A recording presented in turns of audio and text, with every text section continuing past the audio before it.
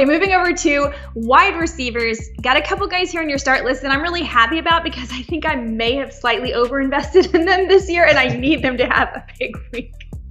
The Broncos wide receivers are good plays. Yeah. So whether it's Courtland Sutton or Jerry Jeudy, both guys should be active in fantasy leagues.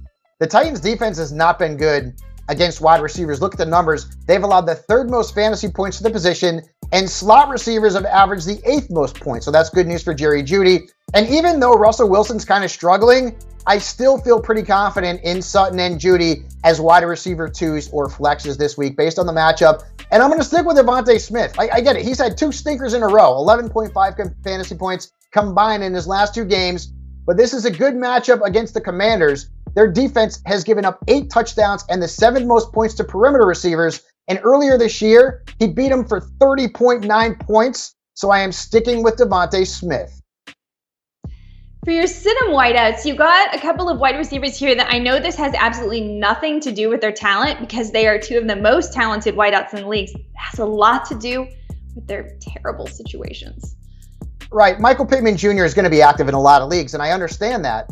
The quarterback position is questionable at best. The offensive line is awful. And then when you look at the matchup, the Raiders have given up just 1 touchdown and the 5th fewest fantasy points to perimeter receivers. So this isn't even a great matchup. I understand that Pittman's a valuable asset. There are question marks everywhere there, so you want to temper your expectations. And the same thing goes for Brandon Cooks, who's just not a happy camper right now. He didn't play last week because he wanted to be traded, and he was not. Unfortunately, I was hoping he would go to the Dallas Cowboys. It did not happen. Now he's expected to come back this week and face Big Blue. They're coming off a bye, and their defense has allowed the 5th fewest fantasy points to wide receivers. That Texans offense is a mess. I get it. Brandon Cooks has probably got to be active in your lineups. He's a flex at best, and I would temper those expectations.